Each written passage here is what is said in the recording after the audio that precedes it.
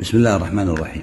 عبد الرحمن بن عوف رضي الله عنه الزهري القرشي من السابقين الأولين إلى الإسلام، وقد أسلم على يدي أبي بكر رضي الله عنهما، وشهد المشاهد كلها مع رسول الله صلى الله عليه وسلم، فهو من أهل بدر، وشهد أيضا بيعة الرضوان، وأصيب بجراحات شديدة سبب بعضها له العرج، فكان يمشي أعرج رضي الله عنه بسبب هذه الجراحات في سبيل الله.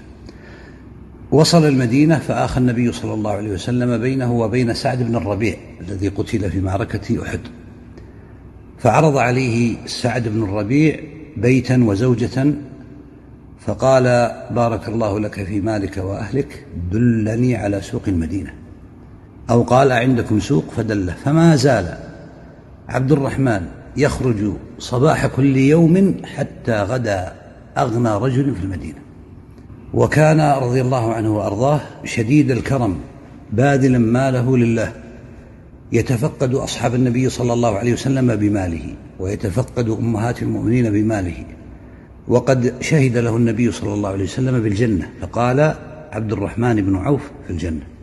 ومن عجائب نفقته رضي الله عنه وأرضاه الذي جاء في قول النبي صلى الله عليه وسلم لما وقع بينه وبين خالد رضي الله عنهما وقع شيء، فقال النبي صلى الله عليه وسلم: لا تسبوا أصحابي، فإن أحدكم لو أنفق مثل أحد ذهبا ما بلغ مد أحدهم ولا نصيفه. فهنا السبب عثمان بن عفان، فكيف إذن وعبد الرحمن قد بذل ما بذل؟ فمما جاء أنه جهز 500 خيل في سبيل الله، وجاء أنه جهز 400 رحل في سبيل الله، وجاء أنه أنفق مال قافلة كاملة على أهل المدينة، وجاء أنه رضي الله عنه وأرضاه كان يقوم ببني زهرة وهم قومه من قريش، فيقضي دين مدينهم ويتصدق على فقرائهم ويواسي بقيتهم، حتى قال بعض أهل المدينة: ما من أحد في المدينة إلا ولعبد الرحمن عليه فضل، قال: يقرض نصفهم ويتصدق على نصفهم ويواسي نصفهم. وكان رضي الله عنه وأرضاه ممن صحب النبي صلى الله عليه وسلم فتفقه على يديه، فكان يفتي في عهد أبي بكر وعمر وعثمان. ومن مناقبه أيضا رضي الله عنه، وهذه لم تكن لأحد من صحابة النبي صلى الله عليه وسلم إلا لأبي بكر، وهي أنه صلى النبي صلى الله عليه وسلم خلفه مأموما. وهذا في حديث عن المغيرة بن شعبة أنه سئل: أصلى أحد برسول الله صلى الله عليه وسلم سوى أبي بكر؟ قال: نعم، عبد الرحمن بن عوف، كنا في سفر فذهب النبي صلى الله عليه وسلم فتوضأ، ثم جئنا فصلى خلف عبد الرحمن بن عوف ركعة وقضينا الأخرى. وجاء أن عثمان أراد أن يعود فأومأ إليه النبي صلى الله عليه وسلم: أم مكانك. ومن أعظم مناقبه رضي الله عنه وأرضاه، وهذا إن دل على أمر فإنما يدل على سمو نفسه ورغبته التامة في الآخرة وعزوفه عن الدنيا، مع أنه أهل لهذا الأمر، هو أنه لما وضع عمر رضي الله عنه الوصية في أهل الشورى الستة الذين يكون الخليفة منهم، فجعل الزبير الأمر إلى علي رضي الله عنهما، وجعل طلحة الأمر إلى عثمان، وجعل سعد بن أبي وقاص الأمر إلى عبد الرحمن بن عوف.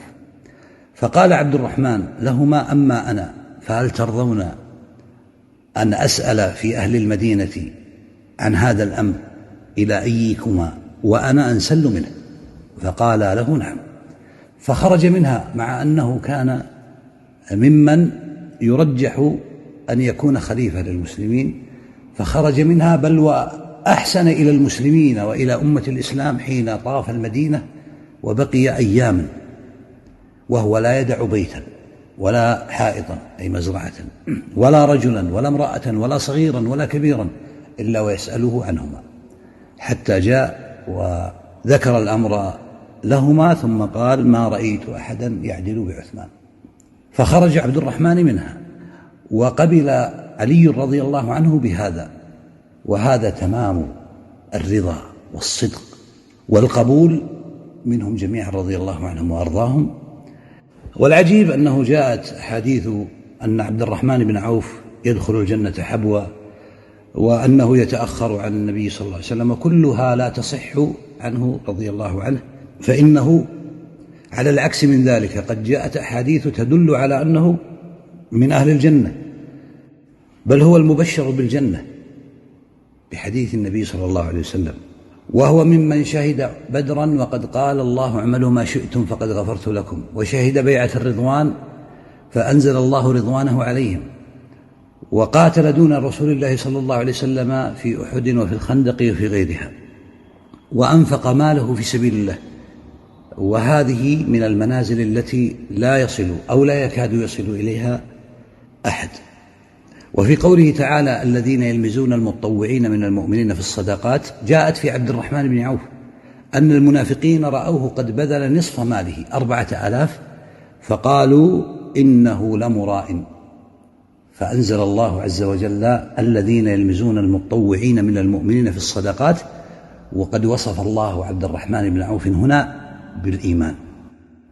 ومن عجيب مواقفه رضي الله عنه، وهو موقف يستدعي التأمل من كل مؤمن، وهو أنه قد وقع بينه وبين طلحة شيء فغاب عن بعضهما، فمرض طلحة فعلم بهذا عبد الرحمن رضي الله عنه، فذهب يزوره في بيته، وبينه عنده يسأله عن حاله ويدعو له. قال طلحة لعبد الرحمن بن عوف والله إنك خير مني.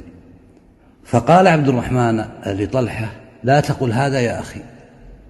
فقال طلحة بلى والله أنت خير مني، فإنك لو مرضت ما زرتك.